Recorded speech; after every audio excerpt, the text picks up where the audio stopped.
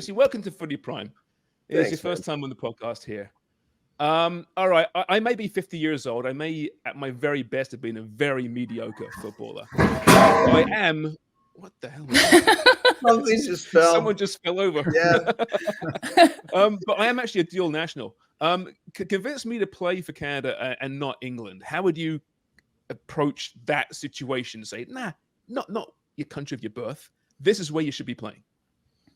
What you mean? And this is for you specifically? In general, but you can make it. She's not signing you. You look for polishing boots, or what are you looking for exactly? Hey, I was a marauding midfielder once upon a time. Yeah. Look, it's been a little bit different for each guy. I usually try to get to know them a little bit, and sometimes we have connections by where they've played, or maybe players they're playing with, or coaches they're playing for. And so, I try to get to know them a little bit, and their family and their history, and why they're eligible, and what that looks like, and what they, and as I'm going through that process, I try to get the sense of like, okay, where do they, by this little conversation, where does Canada lie in terms of what the options that they have? And then, in there, I then will reference the team a bit, and what we're doing and how we're playing, and what the team was for the last 5 years, and where there's been some really good things established in the World Cup, and and then now what our vision is moving forward, and then talking about 2026, and just try to paint a picture for them what they're going to look like, and then as we move forward, I'm going to have more times to visit some of these guys, and we're going to put kind of packages together to give them, to make them feel like they're part of Canada, like the part of them that is Canada. We're gonna work on pulling on the heartstrings on some of those things, and then kind of do videos showing them and what it would look like in our team, and a few different little strategies to make them feel already what it might feel like, what it might look like. But also understand that it's a tough decision to make, and that we're supportive of anything, but we really think that Canada would be the right spot for them. Is it a case of them interviewing you, though, as much as it is you guys interviewing them? It depends. If sometimes you'll get someone who's around 18, 19, and they might be a little bit shy, and you're trying to, get to know them, and I wind up asking more questions and talking. And I'm trying to just get them out of their shell a little bit, and get them to say what they think and how they feel. Sometimes they get some pretty straight answers at me, like, where do you think I'd play? How do you think I'd fit in? How much, could I be a starter? So you get a few different things. Nothing that's really caught me off guard yet, but yeah, it's been good. At the youth level, Asmir Bergovic, Fikayo Tamari, Daniel Fernandez, they all play for the U20s. Canadian national team, but then we end up losing them to Bosnia, England, Portugal. And we've heard this an awful lot over the last number of years. Now the U20s, we haven't qualified for a World Cup since 2005, 2007. We were granted it because we hosted it, but apart from that, we haven't had much success at the youth levels.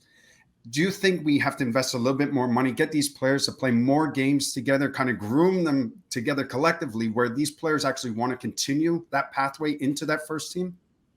Yeah, look, I've spent a lot of time in the last 2 weeks. I went to Edmonton to watch the PDP finals. I met with coaches and players when I was there. This week in Toronto, I've spent the whole week meeting with CPL, meeting with Costa, meeting with some different youth coaches. And then, with Dave Nutt and Andrew Oliveri, we've been going through, what they've been doing, what they've done in the past. In there, Andrew showed me a presentation and showed me what Mexico does and what we do. And look, I knew that we didn't have an elaborate youth system, but when you look at how robust Mexico's is, you see how far behind we are. And so, as we're sorting through all the different things that we need to try to evaluate and unite the country to be working in the same direction in terms of how to help develop players faster and more, and what are the shared links, and how can we make sure that we create really good pathways. The best thing we can do as a national team right now is create a more robust youth national team program. And we need at the very least, we think, every other age group clear teams that have at least 4 events a year, so that, you know, when they show up at the U20s down in Mexico or wherever they are, that it's not like, hello, you know, my name's Santiago Lopez. It's that they've known each other for years and that they've been through this process. And then in that way, we can also develop more coaches. We can develop more of a style of play throughout the organization, and something that we hope to actually permeate out as well to the local clubs, and that they watch the way our teams play, and that they try to emulate them in some ways, and understand what kind of players that we're looking for to put into our system. So yeah, that's something that we're really working hard to raise the money with Kevin Blue, and then to use it in a way that players will have more opportunities to be with the national team. I'm glad that you mentioned Kevin there, because my question to you was, do you speak to him, or have you spoken to him about the need for a sporting director who could spearhead such an endeavor and kind of take that off of your plate so that you can focus maybe more in a more targeted way on the senior men's national team? Yeah, I mean, we think it's, you know, if you want to call it sport director, director of methodology, technical director, however, whatever phrase you want to use, but we do believe that we need someone who can implement that, you know, from both on the men's and women's side. And you know, I've been working with Bev about also trying to connect our 2 teams and what we're doing, and making sure that we're a really good team together. And, you know, I'm not sure what will come out of the entire investigation, but, you know, if we get the chance to continue to work together, I know that that's a big focus of what we want to achieve together. And that's the idea. I mean, that's the idea that we've all kind of had from the start of this, is how do we get the right people involved in the right positions to impact change. And so that's a big focus even this week, is trying to figure out how to implement that. In your mind, Jesse, at what point as a player do you need to make your mind up that I'm going to play for this country? Do you find it in some cases players hang on too long, waiting for plan A, and by the time that passes them by, so too is plan B? Well, I think it's different for different people. Like, you know, I mean, like Santiago Lopez's story, right? He moved here with his family when he was like 5. Then he was here until he was about 11. He lived in Oakville, outside of Toronto, and, you know, he learned good English. He made good friends. You know, being Canadian meant something to him, and he moved from Morelia, and then when he moved back to Mexico City, and now he's been part of Pumas, and that's a good club there, and now, you know, I'm sure a big part of him feels Mexican as well. So I think there's first that a lot of these kids ask themselves, like, what do I feel? Do I feel more Mexican? Do I feel more Canadian? Like, what's the tie that emotionally, where is that tie in my life and in my family? And then there's maybe, you know, there's friends or experiences that they had in one place or another that have helped shape them as players and maybe drive them in one area or another. And then obviously there's what's the opportunity? Like, am I good enough to play for here, or maybe not there? And so what's my likelihood of going to a World Cup with this country versus that country? And how do I put all of the probabilities and pieces together to think about, where do I want to play? I think the best thing that, and I said this after Copa America, that one of the best things is us doing well at Copa America really, I think, makes those dual nationals think, Canada could be really fun to play for. There's the World Cup coming up. They're doing well now on the international stage. They won CONCACAF to get to the World Cup. They went to the semifinal at CONCACAF. They're playing a dynamic athletic style of football. It's you know, not an accident that these are the types of players that we're really hunting, to think that they can fit into what we're doing. You certainly, like, I don't want to just go out and recruit a dual national that I don't think has a future with what we're doing. You know, I think I want to make sure that whatever decision these young men make, that they make what's best for their career, and that they're put in position to succeed. So it just so happens that a lot of them, I think, would be really good here. So that part fits well. And listening to you talk about the stories of the various dual nationals that you're targeting, you talked about in the past about using guys like Alphonso Davies and Stefan Eustachio, who had the opportunity to play for different countries themselves, but ended up playing it for Canada. So do you reach a point when you're kind of sussing out the player's motivation and maybe where their allegiances might lie, and you maybe lean or solicit the help of some of these players on your roster? Yes, and even it's funny because I think that this was already happening before, because I spoke to someone, and he said to me, yeah, I spoke to Fonzie last year. And he was talking to me a little bit about the national team. And so, I mean, I know that these guys are dialed into it as well, but that's certainly the plan. And I've told them, I haven't used any of them as up to yet to make any phone calls, but even this camp, that's one of the things I'm going to talk to the leadership council about, is be prepared in the next weeks and months that there's going to be a full court press on some of these guys to push them to see how strongly we believe in them and how badly we want them to be part of our program. And any perks involved, like you buy them a coffee at camp or anything like that? I'm working on that. Yeah. But I'm working on things a little bit nicer than coffee. Yeah. Maybe that's right. Need to up the ante. Yeah. Well, and I've been trying to also think about things that are uniquely Canadian, Right. like, so we've got a few ideas, and I think some of those surprises we'll kind of keep, because I think they're going to be pretty cool. Some things that we're looking to develop with some of our different sponsors, and yeah. So I'd like to show up somewhere with like a little package that is specialized, that maybe has also like some video messages, then also like a video package with him and games with us, and like, we used to do this at Red Bull too, where we would kind of like use players and how they played with their club, and then how we play, and kind of slip them in and show how they fit almost exactly what we do, and how they're going to have fun and be successful doing the things that they do with us. And some of those things can be really powerful, And so, yeah. And then at the end, walk away with a hug and feel like, we're doing everything we can. Then maybe, 10 minutes later, he gets a call from Alphonso Davies or Jonathan David. And then, and then maybe a week later again from me with a paper to sign. And maybe some maple syrup. Right? Yeah. Maybe Well, it's a bit like was it Derek Jeter's basket he gave to his dates, a special basket when they left to say thank you very much. Oh God. It's a bit like that, I think. A bit like that. Jimmy, it's been a long time since I've dated. It's been a long time since I've dated. Yeah, don't send a gift basket. That's not good advice. Oh, it's Derek Jeter? Okay. Jimmy's old teammate, though, Mark Bircham, Jimmy, if I'm wrong, correct me, but I believe the first time he stepped foot in Canada was for a Canada match. And the first game with Birch playing with you, Jimmy, he was singing the anthem. Full ball, right? Yeah, I'll tell you this story. We were playing Northern Ireland, and I was making my debut for Canada. Mark Bircham was playing for, it was a QPR at the time, and he ended up getting a call as well. So we're just all meeting each other, and I remember lining up beside Mark Bircham. Now, his grandfather was from Winnipeg. Birchie has never stepped foot in Canada in his life. Canadian national anthem comes on. I start singing. This guy is singing so loud, knows every single word, and he's never stepped foot in Canada. And that was his debut, and he ended up scoring as well. Okay.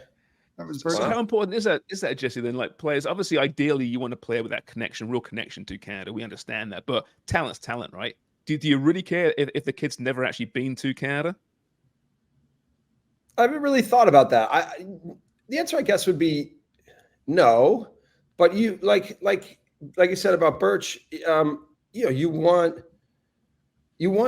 them to feel proud. I mean, of wearing the jersey. I mean, even for me being not from this country, like when the national anthem goes off, it means something to me. Not what it means to you guys, but it means something. And so, and that's, I think we've got to build something here that I think feels a real responsibility to the country and to the community, and needs to know what it is about. So however we would go about that process to make sure that we integrate them the right way, that'll be important. That will be important. When you play for a national team, it is different than playing for a club team. And a big part of it is the pride factor of putting the jersey on, and for your family, for your friends, for everyone. So yeah, we'd have to, that would still be something, but most of these kids have a real connection. Almost everyone I've talked to has at least one parent or grandparent, and they spend times in Canada or summers, and they have clear, distinct, visceral feelings about and connections to what it means to be a Canadian. I watch a lot of rugby, and in rugby, it's so common to see South Africans, Kiwis playing for Scotland, for Wales, for England. No one cares, really. And they play with such pride and love and devotion for that crest on their heart. I think sport is changing, but in many ways, soccer's been left behind from the other sports. Maybe it's time that we caught up a little bit with football and said, listen, you don't have to have been born somewhere necessarily to represent that country. It's funny. I would not have thought that we would have as many dual national possibilities as we'd have. And, and then the more the more that people know that I'm interested in this, the more I get people that reach out. So some of it has been like work that we've had to do to uncover certain things, and others have been just flat out calls from agents or from players to say, hey, I don't know if you know this, but this player is eligible to play for Canada because of this and that. And then, on the other part is we're working with people inside, the government to figure out if we can find the right people that understand how to get this, any citizenship problems or issues or timelines expedited as quickly as they can to give them a chance to really be part of this team. So sometimes it is just time because it takes time. And sometimes it's like, well, in this office, you need to go through here. And well, maybe we can expedite some of those things. So we'll see. Yeah. But I think at one point I said something like almost 10, and I would say it's been more than 10 that I've talked to. It's crazy.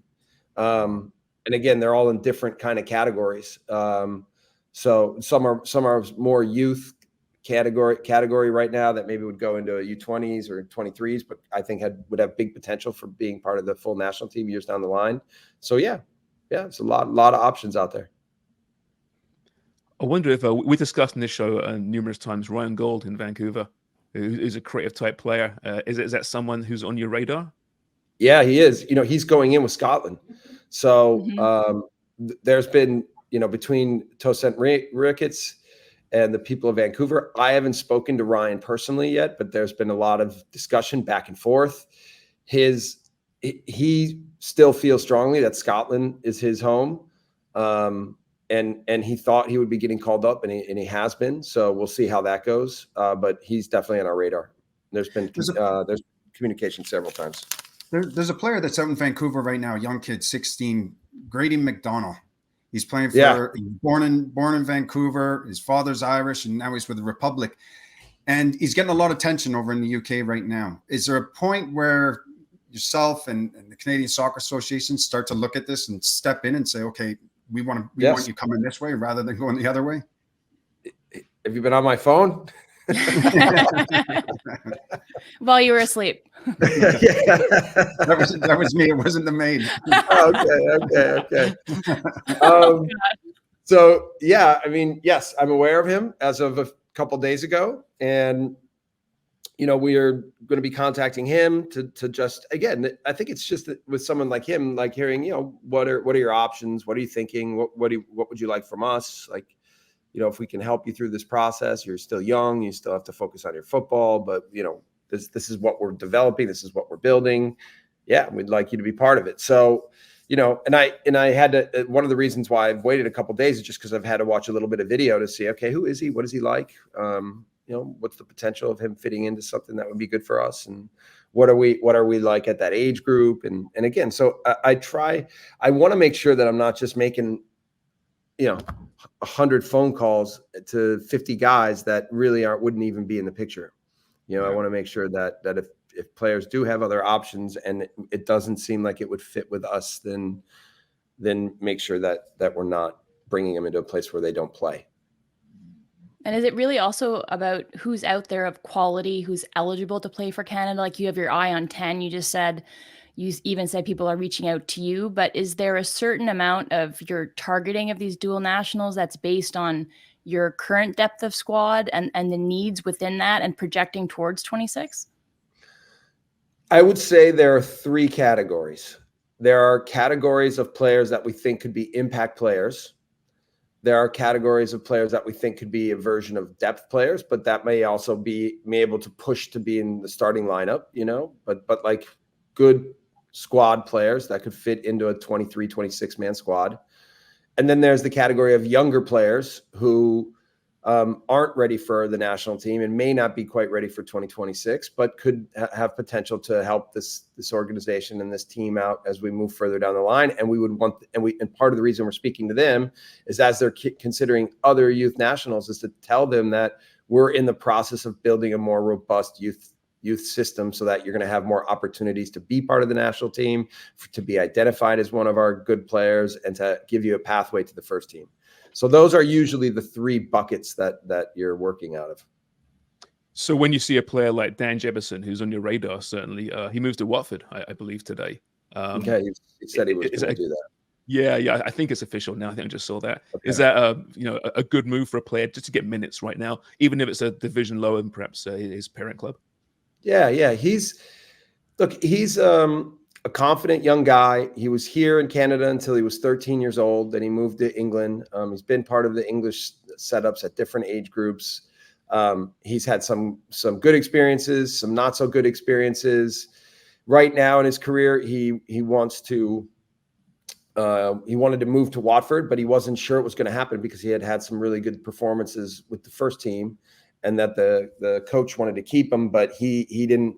He wanted to play matches. He feels like he's a young, smart player who's confident in himself, but knows that at his age he has to get as many matches in as he possibly can, and he knows that at the Bundesliga or at the Premier League that he's not ready for that yet. So I thought his realism and his straightforward way of discussing himself and his career and where he wants to go was really good. And so he's going to go with the U21s this trip and for England, and then we're going to speak after, so but he's definitely on our radar, and he's definitely interested in the possibilities of being Canadian. Well, listen, thanks so much, Jesse. Exciting times for Canadian football, and good luck in the upcoming games in the States and Mexico. All right, man. Thank you, guys. Thanks, Jesse. Thanks, Jesse. That's Jesse Marsch, and this has been Footy Prime.